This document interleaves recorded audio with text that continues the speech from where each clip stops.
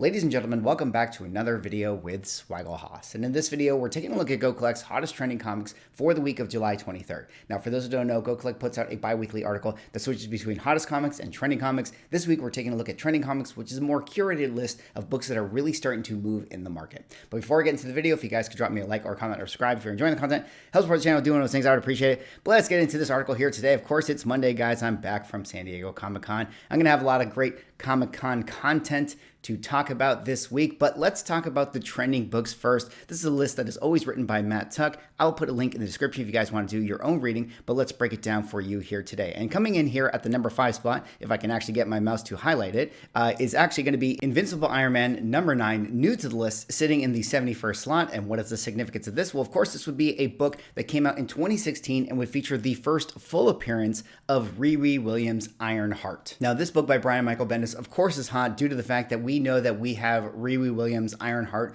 coming to the MCU. Dominique Thorne is the actress that has been cast as Riri Williams. She is set to make her appearance in the Wakanda Forever movie, the Black Panther 2 film. We've actually seen images of her in the trailer. And then later on next year, it seems like she's going to be getting her own Disney Plus show called Ironheart appropriately. And this book has been one that has been heavily spec'd on in the market for quite some time. I think one of the reasons why, it's showing up on the list this week is due to the fact that, now that we're on the other end of Ms. Marvel and we're looking at what's to come on the MCU slate, it definitely seems like Riri Williams is sort of that next young Avenger, that next new generation character that is going to be looked at after we got, Ms. Marvel and America Chavez and all the other young Avengers that they've established so far. And it'll be interesting to think about, if this book is actually going to trend up all the way through Black Panther into even Ironheart next year, or, if most of the people are going to be, FOMOing and speculating on this book mostly during the course of the Black Panther movie. And then by the time we get to Ironheart, where the values of this book will be really interesting to take a look at. But as we talk about the numbers, let's take a look at them together right here. 9.8s have 1,181 on the census. Fair market value suggests to be 525. 30-day moving, kind of right in line to that at 550, but 1 year moving was 723. So this is definitely a book, like many other out there in the market, that has had a major correction, a major pullback from where it previously was. And now when you're sort of looking at it, just in terms of the graph,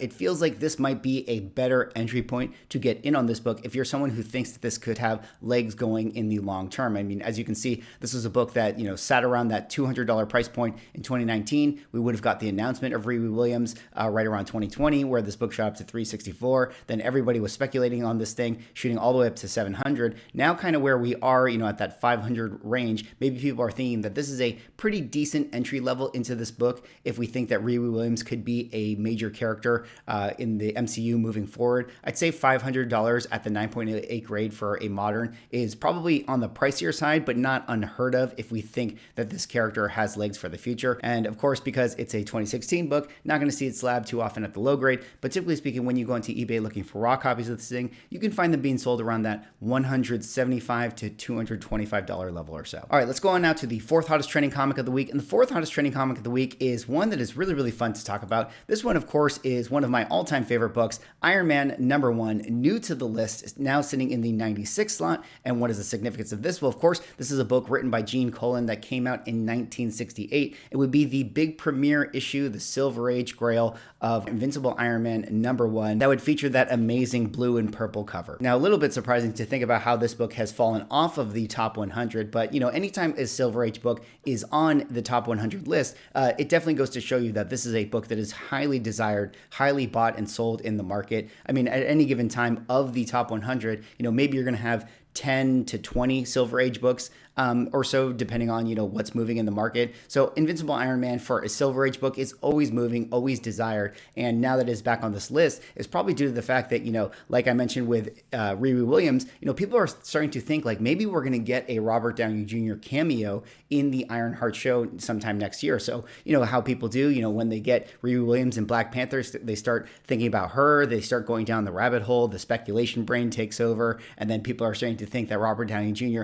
is going to show up, and then they start to think, oh, maybe I should grab that Invincible Iron Man #1 book. Well, no matter what the case is, no matter what the speculation is, this is definitely a book that I think is a great book to have in a collection, no matter what the speculation is, no matter if Robert Downey Jr. comes back or he doesn't. I think this is one of the great, Silver Age covers to get your hands on, one of the best Iron Man books to grab, and one that incidentally I think is a good representation of how the Silver Age of comic books is doing at any given time. I always use this one as sort of my index fund to analyze the market. Granted, I've actually now built the Silver Age index fund, but as far as like books are concerned with, which book can I look at that gives a general sense of the state of the Silver Age market, I find that this one is a really effective tool in analyzing. But as we dig into the numbers for this one, let's take a look at some of the various grades here. Of course, there's actually two 9.9s on the census, which is insane to think about, that there's actually two 9.9s. 9.8s have 34. Fair market value suggested to be $33,000. We had a couple, or we had one sale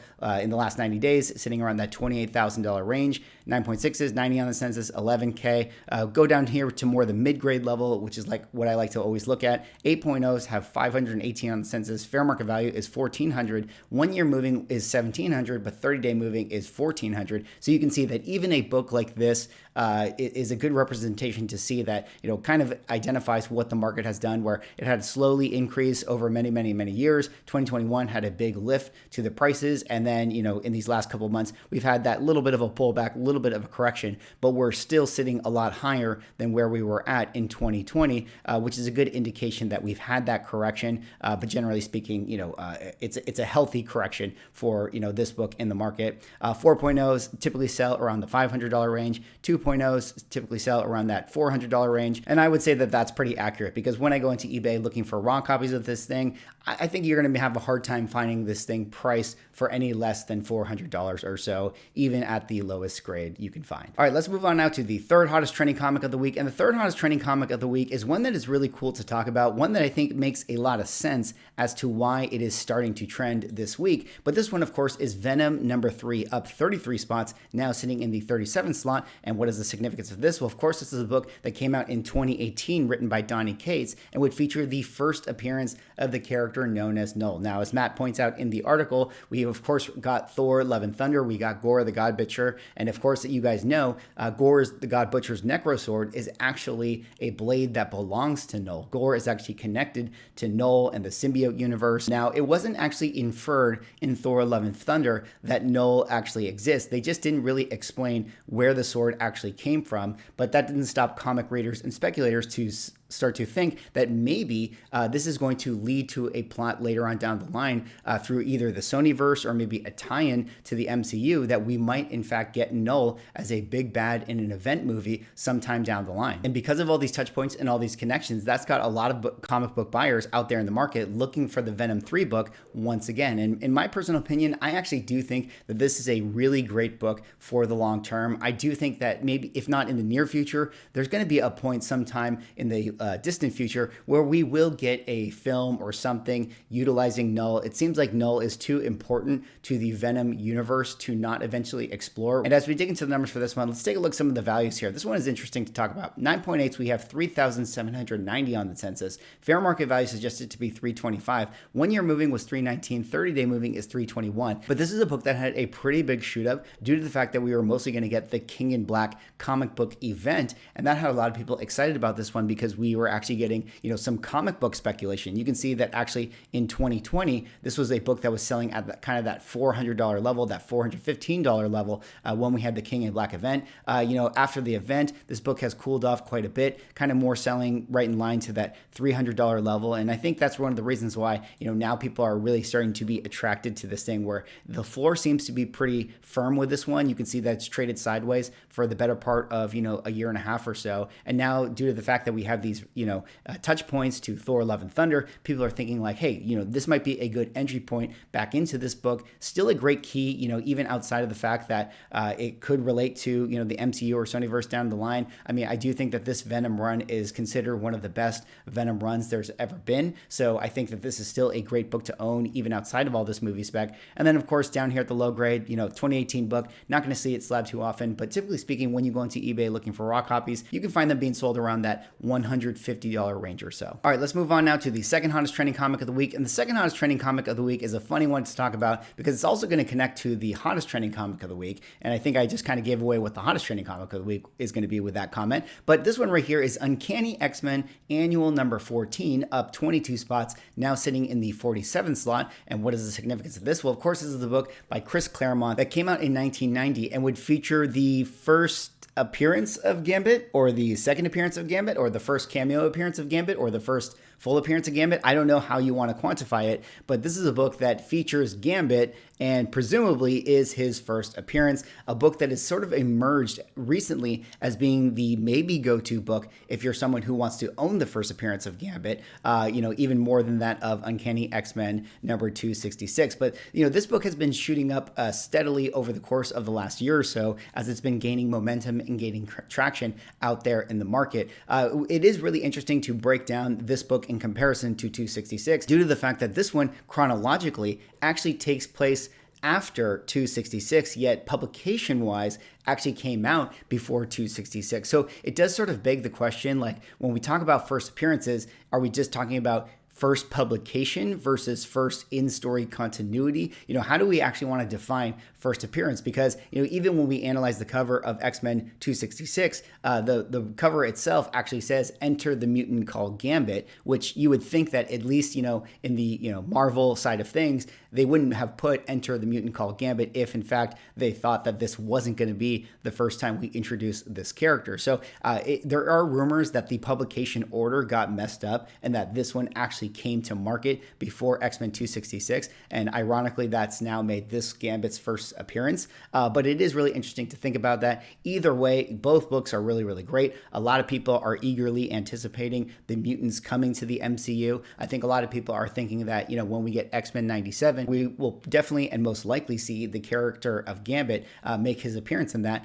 Also, at the time of recording this, I think we are actually getting a Chris Claremont comic book limited series that is going to feature Gambit and actually retell his origin story around this time when he first met Storm and had Storm on the cover of X-Men 266. So I think the reason why these books are moving in the market is due to the fact that not only are we going to see mutants at some point in the future and most likely Gambit, but we also have the comic book counterpart by Chris Claremont that is going to feature his origin. And as we dig into the numbers for this one, let's take a look at some of the values here. There's actually a few 9.9s on the census, 6 to be exact. 9.8s have 1,088. Fair market value suggested to be around the $300 level. 1 year moving was $391. 30-day moving is $320. And this is a book that, has slowly started to heat up, or at least got the attention. I mean, it did have, like every other book in 2021, the massive speculation that lifted its value. But when we talk about, how it's been closing the gap in terms of, its value in comparison to 266, I mean, 356 for this book is nothing to sneeze at as far as a 1990 book is concerned. And then, of course,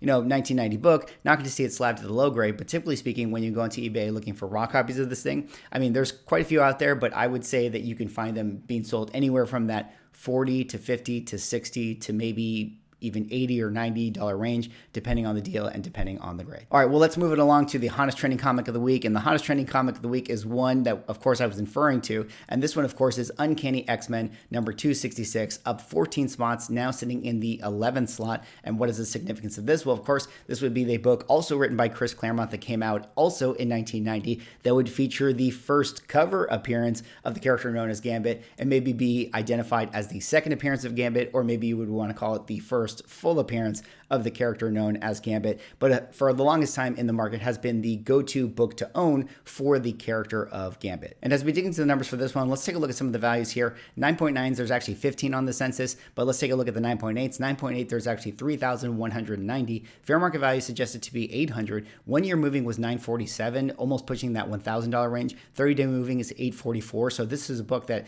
definitely has had a pretty healthy correction overall. It's hard to say if it's going to continue to go down.